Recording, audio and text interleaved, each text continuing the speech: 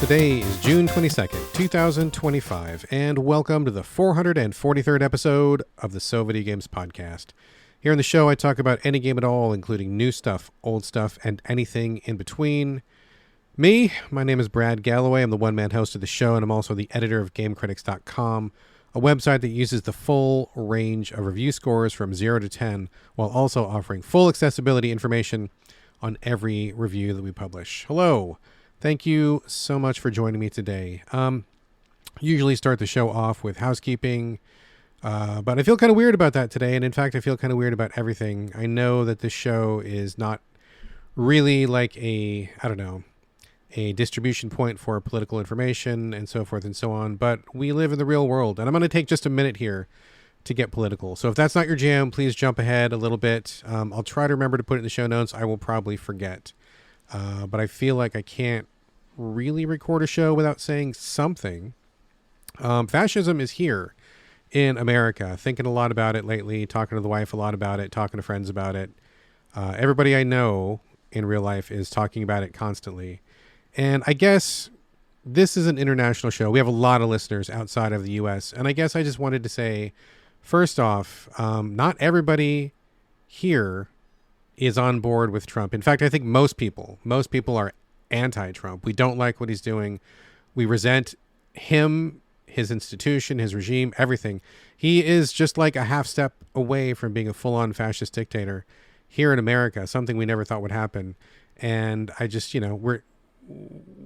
don't even know what to say about it. We're seeing ICE agents kidnap people in broad daylight, like groups of them, like hauling people out of their cars, hauling them out of their homes, hauling them away from places of business, and we don't know if we're ever going to see them again. And just last night, Trump unilaterally decides to drop a bunch of bombs on Iran, possibly starting World War III. I mean, this is pretty heavy stuff, and I certainly don't agree with any of it. Everybody I know in my real life is absolutely against this stuff, and I just want people to know outside of this country, we don't want this. We don't like this. We are struggling against this, and our country hasn't been in this exact situation before. We don't have any mechanisms to combat this, really. We just had the largest protest, I believe, in American history with the No Kings rally. But apart from walking in the street, I'm not sure what it did other than show solidarity, which is great and valuable. But, they didn't exactly like walk down to Mar-a-Lago and push the building into the ocean. We didn't really do any direct action. So I guess I don't know where we go from here, but I just have nightmares about this, and I feel bad about it all the time, and it's really weighing on me heavily, and it feels strange to have to like hyper normalize everything. To do this podcast feels really odd and kind of disingenuous in a way, because am I still playing video games? Sure. What else am I going to do with my time? I don't know what else is going on. I still have to work. I still have bills to pay. My kid still needs to get fed, and I still have emails to answer, but at the same time, the country is slipping away from us. And I feel like the good people of America, and there are a lot of good people, do not get me wrong. There are, like, the majority of people in America, the vast majority of American people are good people who don't stand for this, who don't support this. Our country is being hijacked by a very small minority, and we just don't know what to do about it because we just haven't been here before. And I'm really, really hoping that people in America will come up with a plan and end this nightmare. So I don't know. I guess I just needed to say something. It just felt really strange to start this podcast after knowing that we just killed a whole bunch of people in Iran last night for no reason. And I'm supposed to just get up and live my life and do a podcast like normal. That just feels really wrong. I will still do the show. I know that people come to the show to get away from the stuff as a refuge, as something that is reliable, is comfortable. And I appreciate that, and I want to provide that because I think that's doing good.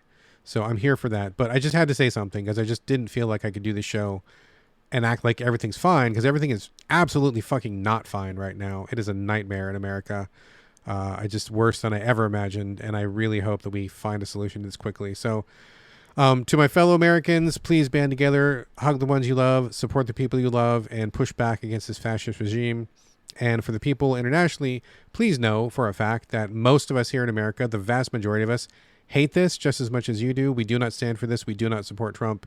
And we are desperately trying to find a way to get out of this. So that's what's on my fucking mind right now. I'm going to take just a minute away from the microphone, step away for a second. You will not notice a difference, but I'll probably come back in half an hour or something just to kind of clear my head a little bit and then we will go on with the show. And again, sorry to bring politics into this, but this is like daily life right now, and it's just really hard to pretend like this isn't happening. So anyway, I will not talk about politics for the rest of the show, I promise.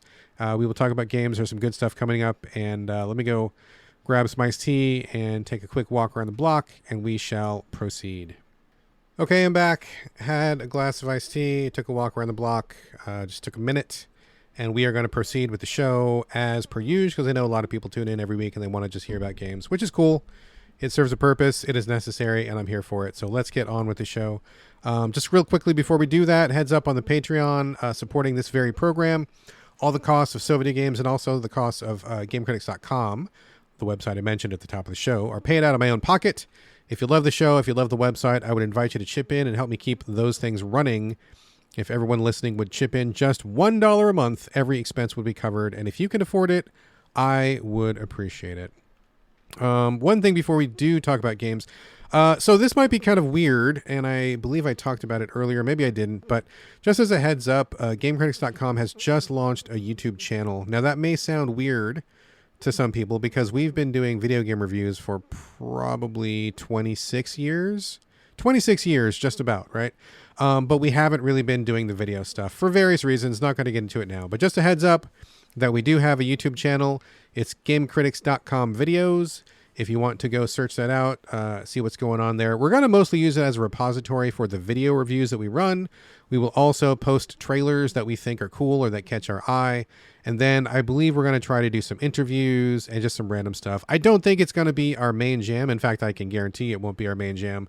Just kind of a side thing that we'll do projects on once in a while. So if you are so inclined, if you're a YouTube watcher, if you go to that site very often, like I think probably a lot of us do, give a follow. That would be amazing. And again, it's just getting off the ground. I think it's only been up for like 2 weeks or something like that. So still pretty new, still in the infancy, but it's going to grow.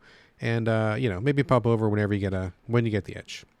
All right, as y'all know, I usually kick off the game section of the show with circlebacks, but we're going to do things a little bit differently this week. I actually spent quite a bit of time on both of my circleback games, and I want to use those as kind of like the anchor to the whole show. So we're going to flip things around and do circlebacks last, and then in their place, I will do the regular game coverage that normally takes up the back half of the show. It'll all make sense when I get there, and in fact, I can just spoil it now. I'm going to have 2 full scored reviews for both of the circleback games that I will be talking about. So I felt like those were a better thing to hold off until the end. Let's get some of the smaller stuff out of the way here, okay? First up is a game called Rooftops and Alleys. And also, let me just check. Yes, all of the games I'll be talking about in today's show, I was sent a code for review, so just heads up on that. Full disclosure. Rooftops and Alleys is a parkour game, a third-person parkour game made by, I think, just like one developer. So I don't even know how to describe it. I didn't play it for very long. Your character is just like this kind of solid black, like abstract character, which looks pretty cool. And you have, I guess, various parkour abilities. I'm not a parkour person in real life. Just seen it on, YouTube videos and on TV, movies and stuff like that.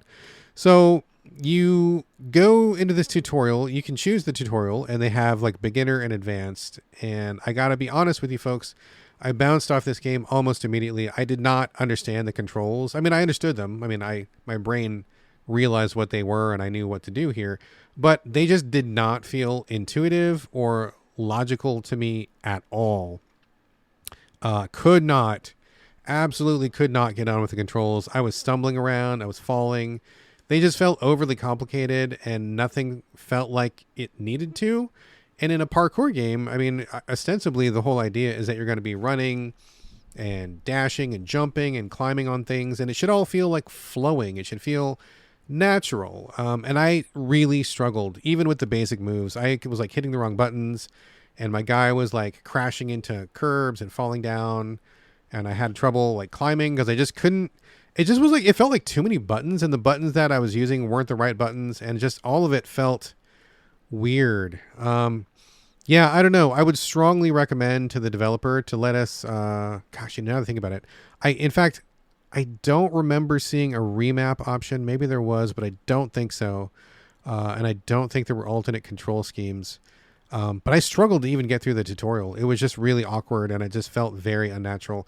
I'm guessing this is one of those cases where the developer has played his own game or her game or their game a million times, and they have forgotten how it feels to somebody who is not playing this game.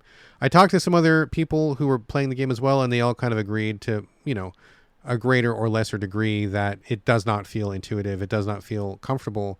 And there's also some issues with getting your character to do the thing that you want them to do. It just doesn't flow. Like, I feel like you need to dummy proof this a little bit, just because, I don't know. I mean, I guess if you're after a really, really technical experience, I guess that makes sense. But I was like, wow, I'm bouncing off this so hard. And I was really in the mood to like run around and do some stuff. So I can't even talk about it much. Once I started the main game, the single player game, you like get dropped off in a level and it's like nothing.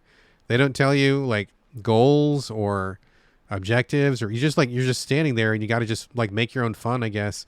There are icons in the world, and I guess you can like, rack up score like a Tony Hawk kind of a thing. But oh man, this one just like did not hit with me on like any level. I would have appreciated more of an entryway in, more of an on ramp, better tutorial, better controls. It just feels very hyper specific to one person's taste, and that person was not me. So I spent very little time on this. It just was very frustrating on every level. And I got, as somebody who's been playing games for like more than 40 years, it's weird to pick up a game and feel like I don't know how to hold a controller or what to do with it. But that is how I felt when I was playing this game. I felt like I had forgotten how to play video games.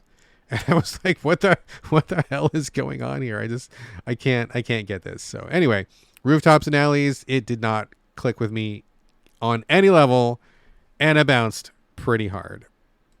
Next up on the agenda is Death Kid. This is a small pixel-based indie game. It is I guess, I'm not even sure I even want to call it a roguelike. I don't think it is a roguelike. I saw it kind of like advertised as that, but I don't think it really meets the criteria. I think it's more of a, I don't know, run-based game where you just slowly like level up over time. So basically you are an undead person, a kid, and you need to get to the bottom of a huge cylinder, like a giant silo that's in the ground. Apparently there are some, I don't know, cultists or alchemists or somebody up to no good. They have found a way to stop the death cycle. So I guess from the limited bit of story that you get, which admittedly was pretty cool, apparently like death isn't happening anymore. Dead things are not dying. And so something at the bottom of the cylinder is what stops death from occurring. And Death Kid, which is you, is trying to get to the bottom of the cylinder to restart that process so that the natural order can continue. Cool idea. I dig it. And I'm also a sucker for a tower or a cylinder going up or going down. I'm always a sucker for those things, level after level. I dig it. They have 9 levels to this particular cylinder. Seems like a pretty direct reference to Dante's Inferno, perhaps. And you are a little pixel kid. You go inside the tower, and then it's just like a big arena, like a big circle. You need to get to the lower levels, but how you do this is you have a bottle full of souls. You open the bottle, and the souls fly out, and they go into a little triangle on the floor of the arena. Those souls need to be inside the triangle for 3 minutes. And once 3 minutes is up, the souls will have eaten their way through the triangle, and then you can drop through the floor to the next level. So basically, it's like a base defense kind of game where you've got to protect your point for 3 minutes in each level. And boy, that doesn't seem like a long time, but it can feel like an eternity, let me tell you. So you get into the level, you have pretty basic moves. You've got like a punch combo, you can dash, you can shoot a pretty basic fireball, but you have to kind of recharge every time you shoot it. So it's not like you're just shooting all over the place. I mean, it's pretty basic. So it starts pretty limited, and then enemies kind of like stream in from all sides. It's a circle, so they come from the top and the sides and the bottom, so forth and so on. And you just kind of like punch them when they get too close to your souls and just keep them away for 3 minutes. And then when you're done, you drop to the next level. And each level has a different type of enemy. The first level, there's like these, I don't know, fleshy, Giger-esque kind of aliens. The next level is like, I want to say it was like dudes with shields or something like that. Third level was like metal scorpions. Fourth level was vampires. I mean, the pixel art is pretty cool. I dig the pixel art. I dig the vibe. Soundtrack is nice. There's a couple of kind of like thrashing heavy metal tunes that really fit the action well. But the problem is that it just feels way too repetitive and too basic. After you die, you go to this other area where you talk to somebody else who is trapped in the death cycle. And they kind of like help you out with like this book of power-ups. After you kill a certain number of enemies, you can go to this book and buy pages out of it, and each page has a different power. So you'll have like 2 powers. The first page will be like do a fireball that shoots, or a fireball that like draws people in and does a blast. And then the next page is like better melee attack, better fireball power, or whatever, like basic stat ups or something. And then the next page will have like a slightly different power, and kind of you go page by page based on how much energy you get. So the idea is here, you play a level of base defense, 3 minutes per level. You want to get as far as you can with ever increasing waves of different enemies. When you die, you take the souls you've collected, you go back to the room, you buy a couple more powers and kind of slowly level up, and then you go back and try again. That's the loop right there. Super basic. It is the most basic loop possible. And I have to say, your guy starts out super underpowered, and the enemies take too many hits. It just feels very basic and grindy. You're hitting the square button a lot because you're punching constantly. And even after a couple of rounds of power-ups, it does not feel different. Like, you're not getting power-ups in the level. Nothing's changing in your run. Like, you're just grinding through until you get more power, and then going back to the room and buying some more stuff, and then coming back again. It's the most basic progression. It's not very exciting. It feels very tedious and dry, and I wish there was kind of more to it. I dig the vibe. I dig the concept. I like the art, but the gameplay just is so basic. It needs like power-ups, or you need something more exciting happening during each level. As it is, it's too grindy, and it just feels like you're immediately on this really, really long treadmill of like slowly building up enough power to be able to survive each wave. It just is not for me. It just does not hit. I wish it was more exciting. Oh, I forgot to mention, you can also turn into a powered up version of yourself. You go from like Death Kid to Death Man or whatever. Whatever. I mean, it's fine. It's just like a rage meter basically, where when you hit enough guys, you can power up for a little bit, hit them with a sword instead of your fists. It does a little more damage. I mean, it's fine. But it doesn't really change anything in any significant way. It's just there. So I like the idea of Death Kid, but it just feels too basic and too grindy to really be something that I want to get into for long term. I would encourage this developer to keep going. I think they're on the right track, but I think they need just a little bit more variety in the moment-to-moment gameplay, and I think they'd really be onto something there. So that is Death Kid. Played that on the PS5. And also, I don't think I mentioned this, but I did play Rooftops and Alleys on PS5 as well. Next up, Wizard of Legend 2. This is a kind of an isometric. This is definitely more of a roguelike run-based game. You play a wizard who wants to become the baddest wizard in the land, is what I gather. You are going to this like wizard testing ground where you face off against other wizards. And it's I don't know, that's kind of what it is. This is a sequel to Wizard of Legend, and it plays almost exactly the same as the first game. I believe the first game was pixel based, and in Wizard of Legend 2 they have switched to like more like polygon models, but otherwise, other than the shift in visual presentation, it plays the same and feels the same and is basically the same game. I haven't played Wizard of Legend in quite a while. I liked it back in the day, didn't finish it, but I thought it was pretty good. And now that I'm playing Wizard of Legend 2, I'm reminded of what it was like. And I don't know. I kind of wish they brought it a little bit further. Just to back up a little bit, I play a lot of roguelikes. You guys know that I play a lot. I play basically every roguelike that comes out on console. And I love the genre. I am a connoisseur of the genre. I enjoy good ones. I appreciate the differences they bring. I like innovation and new concepts, new ideas, new gameplay mechanics. And I don't feel like Wizard of Legend 2 really brings a lot to the table. The bar has been raised so high in the roguelike genre. We've had a number of just like amazing, stellar roguelikes lately that I just think that anybody who wants to like crack into this genre now has a pretty large task ahead of them. Whether you're talking about deck building roguelikes, whether you're talking about action, real-time roguelikes, whether you're talking about a hybrid, it doesn't matter which type of roguelike you're talking about. There has been so many really excelling titles in roguelikes of all flavors lately that you've got to really bring it if you want to try to do something like this these days. Otherwise, you're going to just seem like second best from the get-go. And that's kind of where Wizard of Legend 2 ends up for me. I don't think it really had a chance. It's not really up against where the other people have set the bar. It feels a little bit basic. I mean, so what happens is kind of like Death Kid, where you go in this run as the wizard. You start off with like a series of elemental based attacks. You can choose those at the beginning. You get a couple, I don't know, like I started with the fire person. So I had like a fireball, a dash that when you dashed, it left a little ring of fire behind you. You could do like a dragon breath kind of a thing. And I think there was like one other ability, and they all run on cooldowns. So you can fire them off as much as you like, but you have to wait for them to cool down to reuse them again. Pretty straightforward. And then when you get to the actual areas that you're running around in, kind of these top-down maps, you're just getting in these rooms where you're killing guys and then move on to the next room, kill some guys, move on to the next room, which is fine. And that's, to be expected for an action-based roguelike, but there isn't enough variation. I'm going to just bang on this forever and ever. And I really want developers to listen to this. It's got to feel exciting on every single run. It's got to feel different. There's got to be something that feels exciting.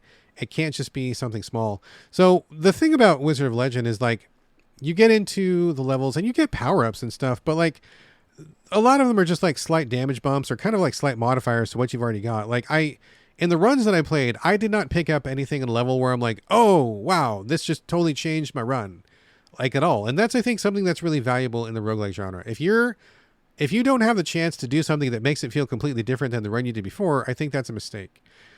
Wizard of Legend 2, they hold that stuff back for when you're between runs. So like you finish a run or you die, you go back to the hub, and there's like ability where you buy new spells with the money that you gained on the run you just did. So again, kind of the same grind that we're going through with Death Kid. You kill a bunch of stuff, get some currency, whatever it is, go back and you buy a spell, then you swap out one of your spells.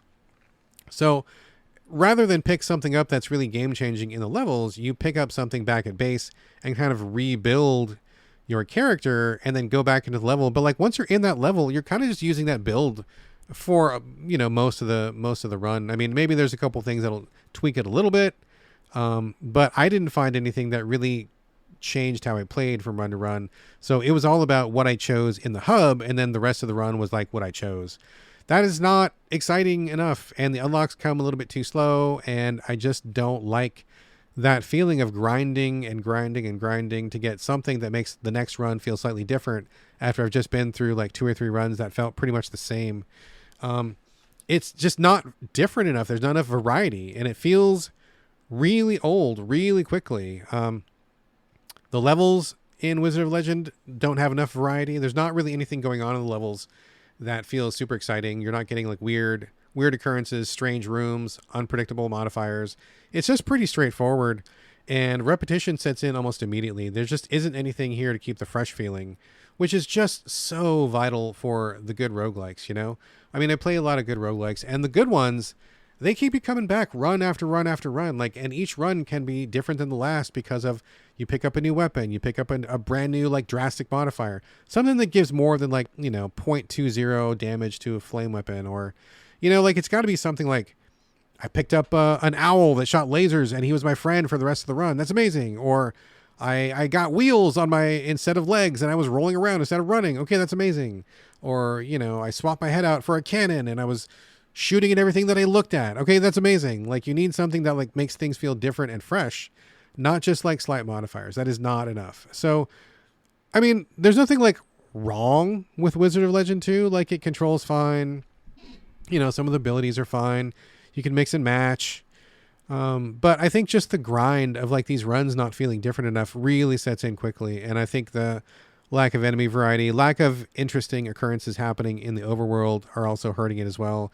It just doesn't go far enough to break up the formula. And when you hold it up against other luminaries in the genre, it's so far away from where I feel the leaders are right now that it's hard to recommend this one when there's like so many other options out there that I feel like are really fucking amazing. So it's like fine. It's like the example of like a fine game. But to be honest, it doesn't feel very different than the first one. And the first one was a couple years ago. So I feel like the devs, could have maybe should have pushed a little harder or had some different ideas or changed it up a little bit. There's a multiplayer option, which I did not try because I don't usually like to play multiplayer games. But that's in here as well. Maybe that would spice it up somewhat. Probably would, because basically any game is better with friends. That's kind of a truism. But that's not something that I really would engage in, so I didn't give that a shot. But anyway, Wizard of Legend 2 is a thing. Wizard of Legend 1 is also a thing. You can check these out, and if you've got to play every single roguelike out there, it's something to put some time into, but overall it does not stack up to where I think the current front line of roguelikes are these days. So there you go. All right, the circlebacks are usually a quick hit that I do before I get into the main event, but that is not true this week. The circlebacks are the main event. So after getting through the last 3 games I just talked about, we're going to settle in a little bit deeper on the remaining 2. Starting off with the DLC I mentioned last week and I believe the week before, Lies of P Overture. This is the expansion to Lies of P, the Souls-like, featuring a theme that is kind of based around a fantastical version of Pinocchio, coming to us from Korean developer. I believe their name is NeoWiz, I think. The main game, incredible stuff. I think it's one of the only developers I think that really can hold their own with From when it comes to like level design and just general gameplay flow. They're not reinventing the Dark Souls wheel as other people have done, and which I think is a fine idea. I certainly don't think every game in the Souls-like genre has to be like Dark Souls. But NeoWiz are clearly fans, and Lies of P, the base game, is a pretty fantastic experience. It can be difficult, although I will say that this new DLC has included difficulty levels. So it can be done. It can be done in a Souls-like. Everybody pay attention. There's easy, medium, and hard, and they work. They do not break the game. They do not make things terrible. It takes the experience away from no one. The hard level is fucking hard. The medium level, still pretty challenging. The easy level, it's not a cakewalk, folks. It's still difficult, but it is significantly easier than the hard level. So hats off, number one, just right out of the gate. Hats off to NeoWiz for adding goddamn difficulty levels. I know that all the get goods like whine and moan and kick and scream, and no one wants a difficulty level in a Souls-like, but NeoWiz proves you can do it and do it properly and successfully. It is great. I love that there are difficulty levels in this. It's still a fucking great game. It doesn't matter what difficulty. It's still a great game. The mark of a great game, still a great game. Here it is. Okay, that said. Okay, so the DLC is I feel like it's 15 or 20 hours at least, and it takes the main character P back in time. So it acts as a prequel of sorts. And it's been a while since I played the base game of Lies of P. I didn't remember the story beats. I didn't remember the details. So as I was going through Overture, I was like, I kind of remember this and I kind of sort of remember this. But when we got to the end of the DLC, it really brought things together and I was really quite impressed. But I'm watching my wife go back through Lies of P now. Quick throwback, if anybody was listening back then, or if you know me, or I've talked about this a couple times, my wife was playing the base game of Lies of P a while ago when it dropped. And there's one portion of Lies of P. There's only one time in the entire game where they take away your bonfires, where you cannot leave the level, you cannot go and level up, you cannot go back and resupply. You just have to make it through the next battle. You have to. Otherwise, you cannot progress. And my wife got stuck. She was playing the game. She was low on supplies. She was in a bad way. She was actually going back to the hotel, which acts as your hub, to respec. And she got caught in this trap. And she got so frustrated that she quit the game. But she saw me playing it. She's like, oh, man, I wish I had finished that game. And I'm like, yeah, you had a good time. You should come back to it. So she did. Had to talk her into it a little bit. But I told her when she knew that there were difficulty levels. And plus, we knew where that catch point was, right? So we knew it was coming. It wasn't a surprise anymore. So she was well prepared this time. Went into it. Blew through that boss like on the second attempt. No problem. And she got past it. Huge weight off her shoulders. I was so proud of her for coming back. And now she's pushing on into the main game doing the DLC. But I bring this up because as I'm watching the wife go through the story, I'm kind of watching her play the main game again. I was like, oh, right. Like I remember all the characters and I remember all the narrative ties and all of the things. And so it's making me really appreciate Overture much more. I don't necessarily advocate for replaying games unless you swing that way. I very rarely replay games, but if you are, or if you haven't played Lies of P for a while, or if you've never played it, the DLC will make so much more sense and will be so much more meaningful if you have recently played through the base game of Lies of P and your memory is fresh on all the characters and all the plot beats, because the developers really go overboard and in a good way, not a bad way, good way, on the story in Overture. The story beats are great. And in general, I really celebrate Lies of P because not only do they break the mold by adding a difficulty level, they break the FromSoft mold by telling a story that is very easy to follow and easy to understand, and they don't make it cryptic. I mean, there's item descriptions to read if you want to, but basically there's tons of characters all around, and they're like, hey man, here's what's happening, and they just fucking tell you. And it works. It works well. The Lies of P world is amazing. It's really well fleshed out and believable and full of atmosphere. It just proves you do not need to hold back all the information in order to make a compelling experience. NeoWiz proves you can just straight up tell people what the fuck is going on and even give them a difficulty setting too, and it's still a fucking great game. So I love them for breaking the mold that way as well.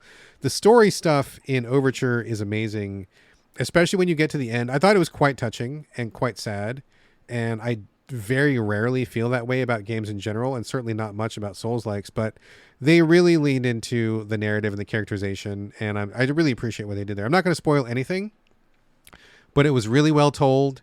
There were lots of callbacks to stuff in the main campaign. Lots of characters made a reappearance.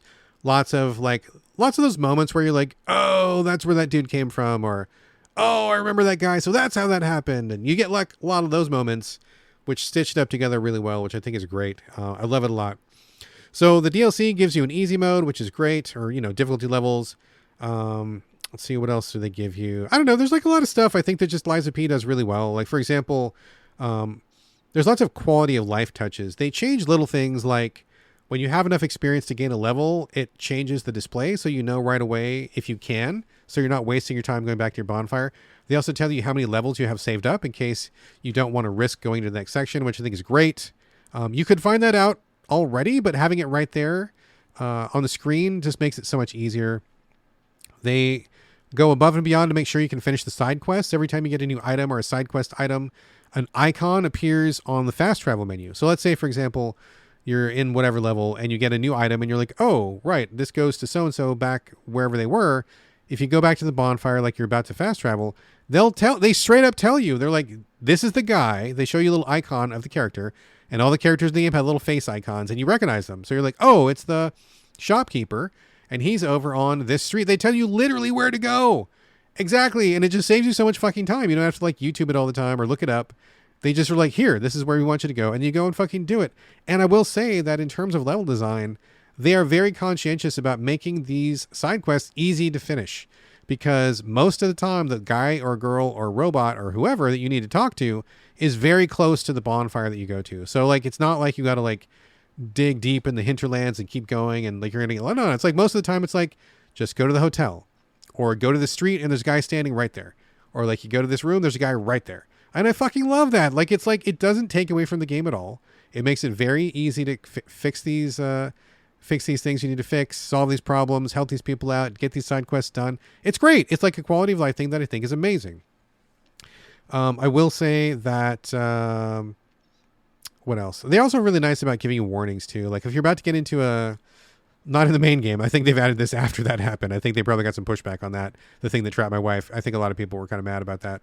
But like now, when I was about to go into the final leg of the game, like big warning comes up. Hey man, you're about to go into the final leg. This is the end of the game. Are you sure you want to do this? I appreciate that. Don't trick me. Don't let me make a mistake I don't want to make. So I like that a lot. So that's good stuff. They add a bunch of new weapons, a bow, which is the first truly ranged weapon of Lies of P, which is amazing. I love the bow. It does not break the game, but it is just so useful and helps out so much. It's probably why there's always a ranged weapon in every fucking Souls game ever, because sometimes you just need it. They add a boss rush and a boss replay mode. I didn't mess around with those very much, but they're there if you want to.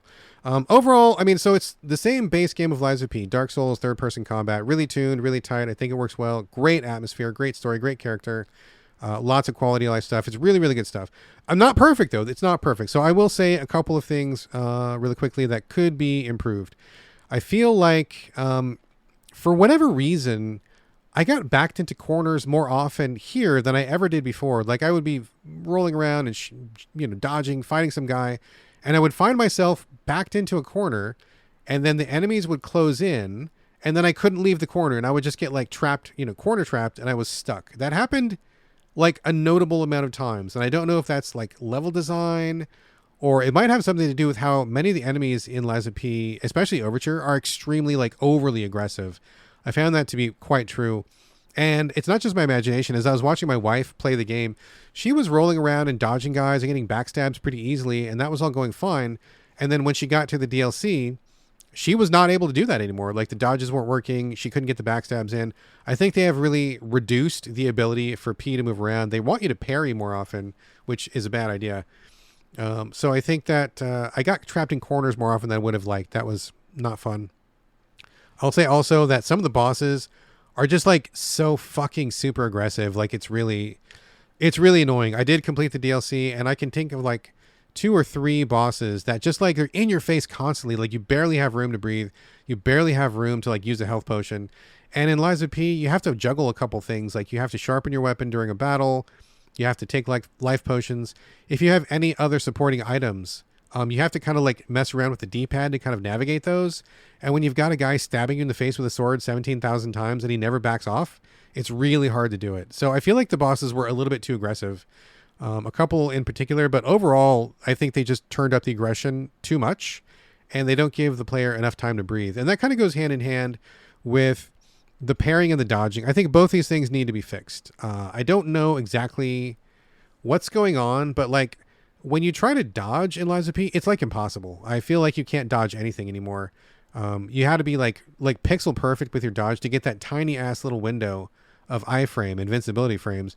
But like, I was not dodging anything. And in fact, I was failing to dodge so often, I had to change my play style. In Lies of P, his left arm is mechanical, and you can swap it out for different things. And there's a shield arm, which I barely ever used in the main game. I only used it for like, I think 2 bosses, and I'd never touched it otherwise. But in this, I actually equipped it and left it on the whole time because I was having such a tough time dodging that I needed like an extra shield to kind of get through some of these sections, which to me feels wrong. I feel like that you should be able to dodge out of the way. That should be a viable tactic. I mean, that's pretty viable for most Souls games. It's kind of a basic fundamental principle. So I feel like the dodging needs to be tweaked. You need more iframes, or to make the animation quicker or something. It needs to be tweaked because dodging just does not feel viable. And I will also say the parrying is tough. The timing on it is really tight. And it's also very unimpressive when you do it. Now, we have recently talked about Expedition 33 on the show. It's definitely going to be one of my games of the year for sure. It's a wonderful experience. But they take parrying to like a whole fucking new level where you just parry everything. And when you do, you get these awesome animations. Feels amazing. And I feel like they have just raised the bar on parrying. Every game from this point forward, from now until the end of time, if you're going to do a parrying, it's got to be a badass parry. Otherwise, why do it? And in Lies of P, they don't do badass parries. It's like you parry, and if you do it correctly, you get like this tiny little flash of like red light. And honestly, it's kind of tough to tell that you even parried. Like, the enemies often don't rock back. They don't get stunned. There's not much that happens other than the fact that P does not take damage. So it's kind of like a survival tactic, but it's not cool. It's not impressive. It doesn't feel flashy when you do it. And it's just not good enough anymore. You need to parry. And when you parry, it's got to be fucking like stylish and flamboyant and badass. It's got to be on the par of like Expedition 33. They have changed parrying forever. So props to Sandfall Interactive for that. And coming back to doing parrying in P, I'm like, am I even parrying? Is this even happening? What's even going on? I don't understand anymore. It's not enough. So they need to like fix that for sure. What else? Anything else? The only other thing that I kind of want to complain about, just to get it off my chest, is it's a hit and a miss. It's a hit in that Lies of P's developers let you respec so many things. You can respec. You can disassemble your weapons. You can mix and match your weapons to make weapons that fit you. You can respec your own skill tree. You can respec the items that go into your mechanical arm. And if you want to rearrange those things, you can, which I think is great. You can basically respec anything in the game except weapon upgrade materials, which drives me fucking crazy. I don't know why they would let you respec basically everything, but not this. Because you find so many weapons, and sometimes you just want to like experiment with them, right? So like, for example, my wife started out with the strength-based weapons, and she spec'd for that. And then after a while, she's like, oh, I didn't really like this. I like the agility weapons better. And I'm like, yeah, I like agility as well. So she respec'd, but she had sunk a lot of materials into strength-based weapons by this point already. And you can alter them a little bit, but you can't just fully respec them. I'm talking about get all your fucking materials back and just put those materials into something else. Why not? You went all the way on all these other systems, which is great, and I love it, and I respect you for that. Why would you not go all the way on the final system? I don't see the logic here, and what I think it is adherence to the formula that FromSoft has laid out. I think they are following it for whatever reason. They were willing to break the mold on so many things, but on this one, they were not willing to break the mold, and I have to say it's a bad call, because you find so many weapons that you want to experiment with them all. You want to try them all, find favorites. They're great weapons, and especially in the DLC, there's so many cool weapons to use that I wanted to try every one of them, but I didn't have enough materials for all of them. And so I feel like just give me the materials back. Like, let's say, for example, you can only maximum upgrade maybe like 3 weapons. Okay, that's fine. I can leave the other ones unupgraded, but if I want to switch, I will take my mats back, and I will still only have 3 upgraded weapons. And honestly, what does it matter anyway? What does it even fucking care? I mean, you made these weapons. You want me to use them.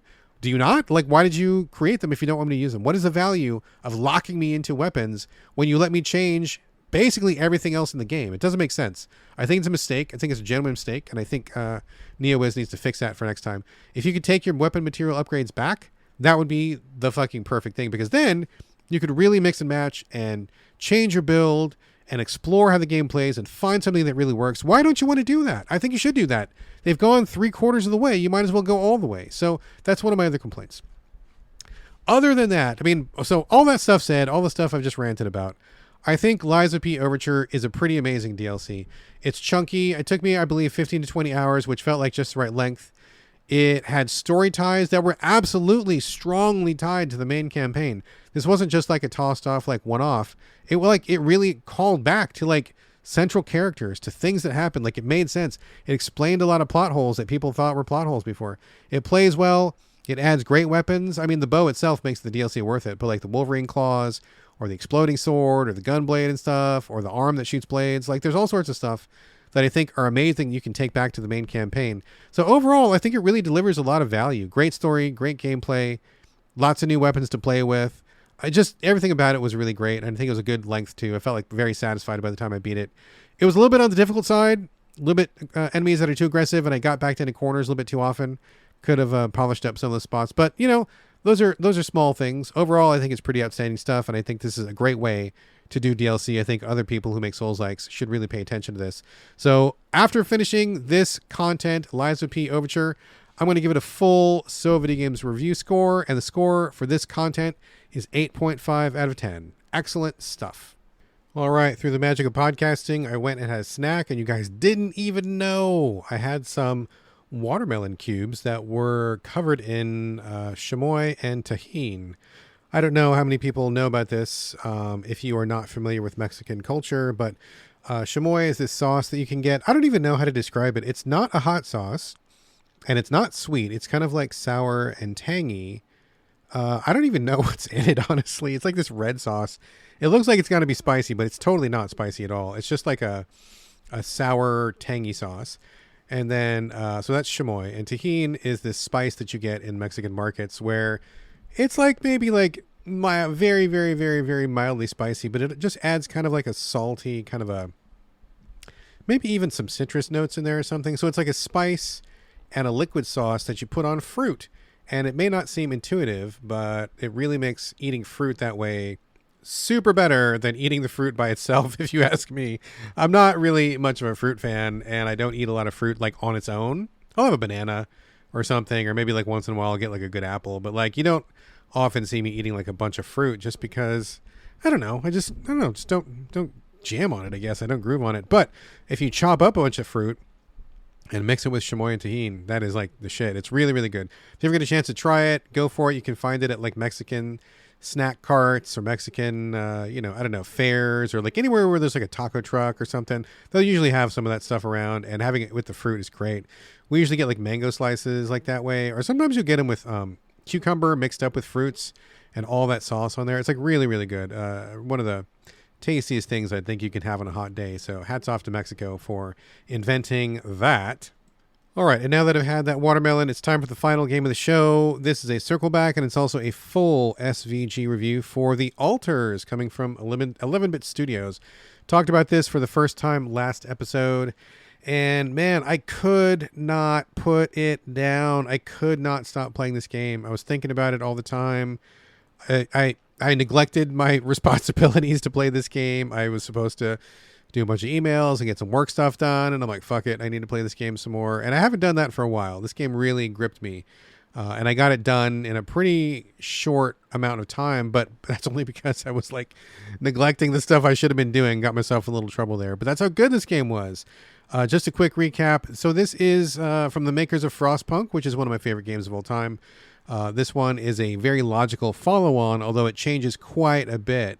It's not the same game by any stretch of the imagination, but the DNA, the common DNA, is easy to see. So this is about a guy named Jan Dolsky. He is the lone survivor of a spaceship crash. The spaceship was going to pick up a brand new element called rubidium, which has been discovered on a faraway planet. He went there with a crew. They crash. He's the only survivor. The only thing left on the planet, besides the wreckage, is their mobile base. It looks like literally a giant bicycle wheel. It's even got a rubber tire, and inside the middle, like where the the axle would be, in the middle of all the spokes, are like these little compartments that he lives in. There's like a lab and science room and other science room and cafeteria and a bathroom and all those things. And so he lives inside this mobile base, and he is supposed to like somehow figure a way off the planet, and also at the same time gather the rubidium that he was sent there to get. Pretty compelling stuff. But the twist here, which is the big twist with the Alters that I think everybody knows by now, is that something about the rubidium accelerates like the cloning process, and so he's able to clone himself to help out with the base. It's too much work for one person. He cannot like gather materials and grow the food and fix the machines and collect the minerals and and he can't do all that stuff by himself. So he's got to clone himself. And I'm gonna be a little cagey here. I'm not gonna give everything away, but I will hold some details back, and I'll just give you the gist of what you need to know basis here. So he clones himself like multiple times. I forget how many there is total, but you have a number of clones, and they help you out. And each one has a slightly different personality for reasons, and you kind of have to manage. From that point, you manage your base, make sure that things are running well. You'll have like radioactive storms or electromagnetic storms, something that like messes up your base. So like it'll cause damage to your base. You've got to have enough food. You need to have enough raw materials to create the things you need to create, like battery packs for your spacesuit and all sorts of stuff like you need to make. And then also you have to expand the base. You can expand it, I think, 3 or 4 times to make the wheel bigger and bigger and bigger. And then you can add more units inside, depending on what you need. You can add like an infirmary, or you can add like a bigger greenhouse to grow food, or you can have like a recreation zone in case you and the clones get bored, which is kind of funny because you can watch movies, actual movies. I never watched one all the way through, but I think by the time I finished the game, I had like 8 or 9 movies that were like YouTube shorts from a couple of people called Chris and Jack. I'm not familiar with them. And I really wanted to play the game. I didn't want to spend time watching the movie. So I just like skipped the movies every time. But there's like entire movies from this duo named Chris and Jack in there. And then you can also do beer pong in the break room, which is kind of funny. So there's all sorts of stuff like that going on. So the game becomes managing your base, surviving the landscape, surviving the electromagnetic storms, and then managing your people, because they all have different wants and needs, hopes and dreams. And so you're kind of like trying to keep them all happy while you're doing your thing. And then underneath it all, the planet that you're on, the planet that has the rubidium, it has an extended solar day. So like one day in this galaxy is like, 20 days on Earth time or something like that. So you've got like 20 days until the sun comes up. And that's just a rough estimate. Don't quote me on that. But when the sun comes up, it's so hot and so close, it just like raises the entire surface. And so you're constantly trying to keep your mobile base rolling forward ahead of sunrise. You never want to get caught in sunrise, or else you're going to just die, just totally get roasted and burned up. So that's the whole premise of the game. And honestly, I think it's fucking amazing. I had just like the best time. I finished it last night after basically playing all day. I think I played, oh man, I put in like a ton of time yesterday, to the point that like my back was sore, my hands were sore, and I was getting tired, and I'm like, oh man, I'm tired, but I got to finish this. I'm so close. So I think it went really, really well. I really enjoyed all the systems in it. I think the managing of the resources is kind of fun. There's something about it. It reminds me a lot of the Death Stranding zipline thing, where you kind of you set up these poles across the landscape and you string line between them, and it connects your mobile base to these little outposts that you set up where you're mining for materials. And if you have them set up properly, you can fast travel between them. So it's a huge advantage to set these up because it saves you so much time from just walking across the landscape. So that was really fun. It's fun managing like the various clones that you have and assigning them to different duties. Like one guy will be on kitchen duty, one guy will be mining for metal, one guy will be working the greenhouse or whatever. You kind of like flip back and forth, and whatever you need at the time, you kind of like rotate between them. They're always having lots of stuff to say to you, and so they will like have comments about what they think about the situation and how they think you're doing and what they want to be happy and what's going on with them. And sometimes it's difficult. Like there's a lot of choices. This is a very narrative heavy game. There was a lot of narrative in Frostpunk, but it was kind of like abstracted a little bit because you had like the God's eye view of your city, and plus you were the mayor, so you were like dealing with an entire like a settlement. You know, you were very rarely dealing with like one specific person.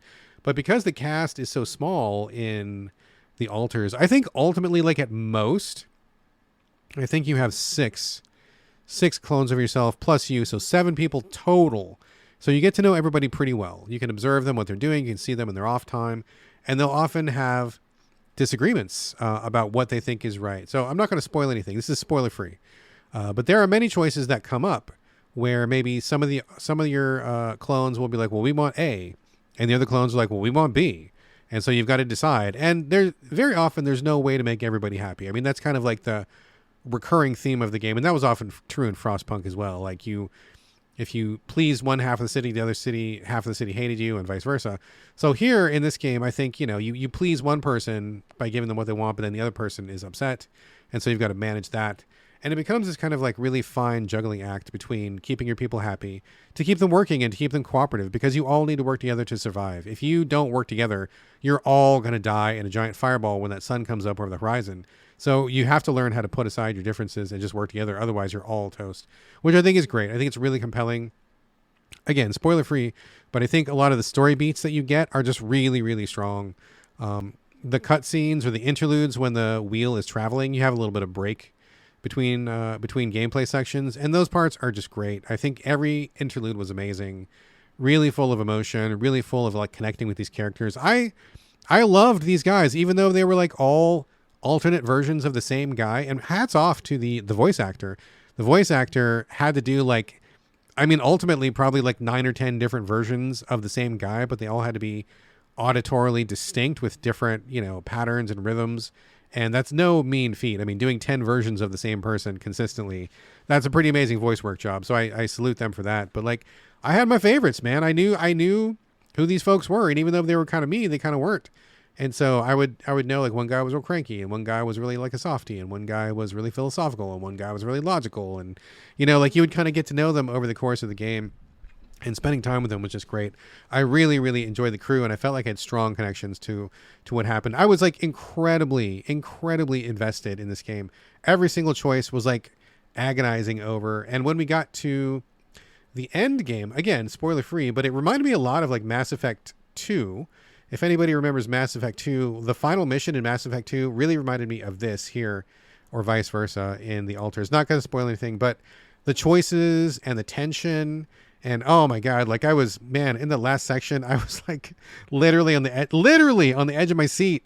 And I was like, oh man, this better go the way I want. If it's not going, I'm going to jump up and I'm going to turn off my PlayStation. And I'm going to go back and reload my save because like I wanted things to turn out correctly, right? Like the way that I wanted. Pretty amazing stuff. I haven't been that invested in a long time. And I will say, despite the fact that much of this game is going back and forth in menus with, managing supplies and managing your storage. Oh my God, the fucking storage. And, making sure that you're fixing all the radiation damage and stuff like that.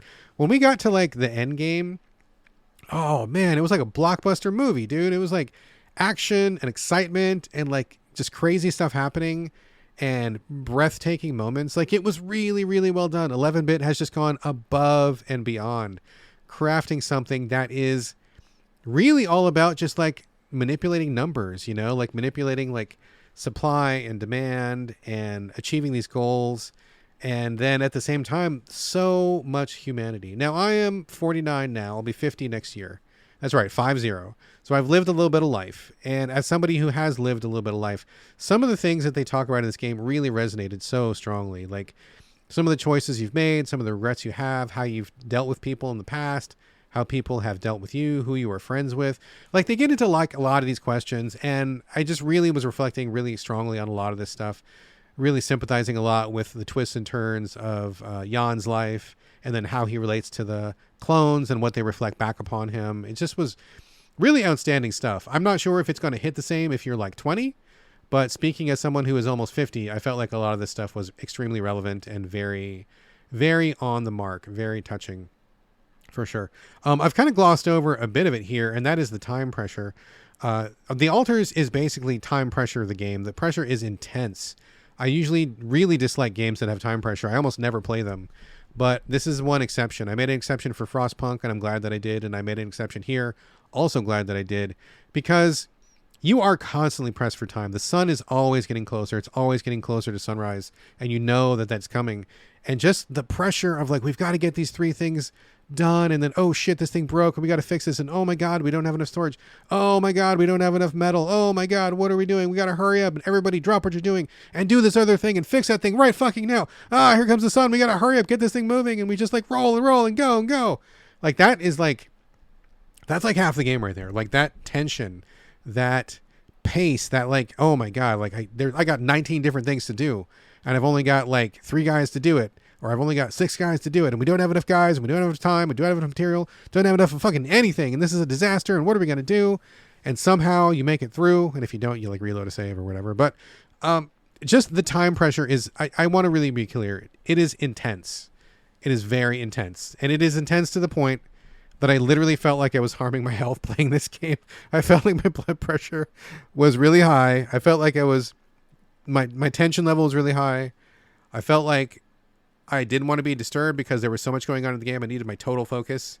And like, I was like, okay, nobody talk to me. Everybody just leave me alone for a minute because I got to just focus on this. And it just like it was something else. Like I really don't like games that are that intense, but this one I did. I thought it was pretty amazing, and I felt like the payoff was worth it. Like I felt like I'd been through some shit now that I finished it. Like I feel like I survived an ordeal in the best possible sense. So I really appreciate that a lot.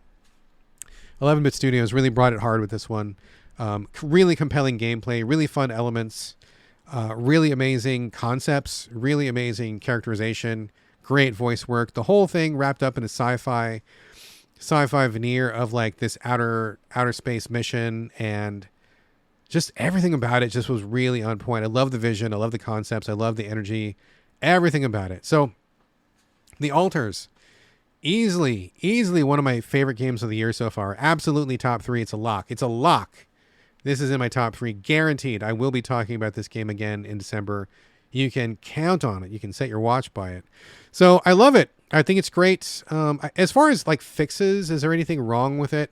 Yeah, there was a couple little weird buggy things that happened once in a while. Like maybe sometimes a conversation didn't click right away, and it kind of took a while for it to click in. I never had any game-breaking bugs. I'll say that.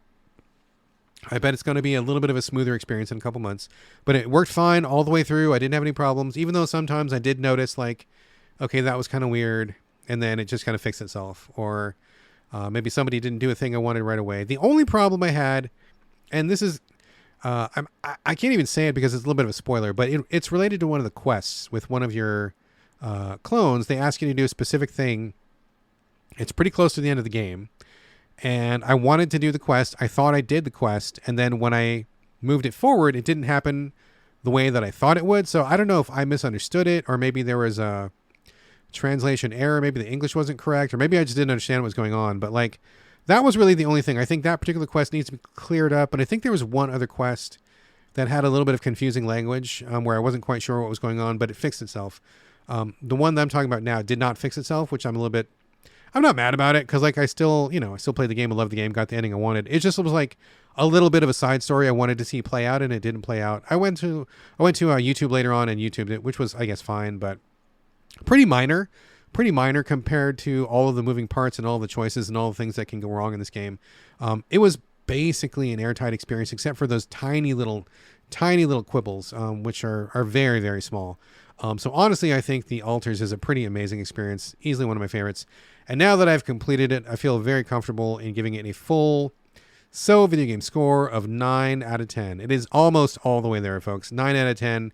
Pretty fucking amazing stuff. I loved it. Just be aware that the time pressure is outrageous and that you will grow attached to these folks and you will agonize over some of these decisions and you will want to get these clones off this planet. It's amazing. An amazing sci-fi journey. I fucking loved it. 9 out of 10.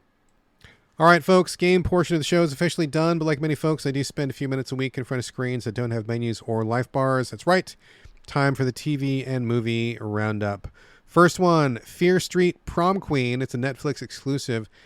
These are based on R.L. Stine's book of horror stories. I'm not familiar with them. I haven't read very much of that series or that guy's writing. You know, famous for Goosebumps is what he's famous for.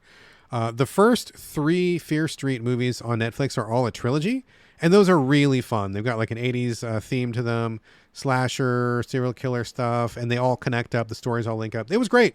The original Fear Street trilogy, I recommend it. It's a very good time. Very good time. This is the 4th one in the Fear Street, and it was just awful. It was dead dog awful. I'm not even sure how it connects to the first 3, if it does at all. I was a little bit murky on that. Acting was bad. Pacing was bad. Story was bad. Like, everything about it was just bad. It was just really, really, really poorly done. No interesting characters, no interesting twists. They spend a lot of time on stuff that nobody cares about. And then, I mean, some of the kills are okay if you're a horror and slasher fan, but it did not make up for the amount of time that you needed to actually watch the whole thing. And it was only 90 minutes, and it felt like 90 days. Like, it was, by the time we got to like half an hour in, I was looking at my watch and going, how much is left of this? Like, this is not good. So I'm disappointed because the original trilogy was so strong. I was really ready for more of that, but this did not bring it. So big thumbs down to Fear Street Prom Queen. That was like that was a wash. On the other hand, we did watch something that was good. It's called Marshmallow. This is a horror movie that starts out like your typical summer camp slasher flick. And I am not going to spoil it, but I will say that is not what it is. There's other things going on here. You will never guess. You will never guess where this movie goes. It's really interesting and weird. It's very light in terms of horror. There's some kills or whatever, but it's totally no big deal. It's like very light. It's just got an interesting story. It's got some good performances from some of the kids. It's got some really cool ideas, fascinating ideas, and I'm not going to say anything else about it. Just go into it cold. Don't watch the trailer. Don't read reviews. Just go and watch it if you want like an experimental story, an experimental horror story. It's worth the time invested, and I think it's really neat. And I think the surprise will genuinely be very surprising to like literally everybody who watched this movie. I didn't know anybody who could have ever seen the twists and turns coming in this film. So I thought Marshmallow was great. Me and the wife had a really good time with it. It's definitely a little bit weird and not what you expect, but I think that's a good thing. So check that one out. All right. I almost forgot. The Minecraft movie. The Minecraft movie is free if you subscribe to Max or HBO Max or Cinemax or whatever the fuck they call themselves these days. They seem to change their name every 6 months. We only watched about half of it because we had to go take care of something. But we watched the first half of the Minecraft movie. And I got to say, it was actually pretty good. It was really... It's just like... It's absurd comedy. Like, the whole thing is comedy. I don't know of any other way to possibly play it. Special effects, I mean, they must have filmed the entire thing in a green screen studio. The entire thing is special effects. But the Minecraft world looks cool. I think the characters are doing a good performance. Jason Momoa is really funny as like the world's biggest fucking loser. He's a riot. Everybody in the film is great. The story has been funny. Lots of really good jokes so far. It has been like genuinely entertaining. I was surprised. I thought it was going to be a giant shit show, but it is not. It's actually pretty good. And we will finish the second half of it this afternoon. So just early take on the Minecraft movie is it is shockingly a lot better than I thought it was. And everybody's having a good time with it. My wife's enjoying it. The son's enjoying it. We're all thinking it's pretty funny. It's definitely funny. So good ups to the Minecraft people. And wow, like I never would have expected to like it, but it is actually quite good. So we will let you know how the second half finishes up. All right, folks, that's a show. Before the closing music, we'd love for you to leave reviews, share the show on social media, but most important of all, please recommend this show to your friends because nothing beats good old word of mouth. As always, would love to get your questions and comments. I haven't quite scheduled a Q&A show yet, but I feel like one's coming up, so you've got some time to get in your questions and comments if you want to be part of the upcoming episode. Please do. You can hit me up directly, sovideogamespodcast@gmail.com. You can also hit me up on social media, Instagram and Blue Sky. It's my name, BradGallaway, all A's, no O's. You can also hit me in the So Video Games Discord, which is totally free of charge. Just hit me up and I will send you a invite and you can come on board to continue the conversation. Finally, as stated before, if you want to help support the show and help me with the cost of running this podcast and GameCritics.com, you can do that over at patreon.com/the So Video Games Podcast. Every single dollar helps, and a euro helps that much more. Folks, this is going to do it for episode 443. Thank you again for joining me here in the So Video Games Podcast, and I'll see you next week.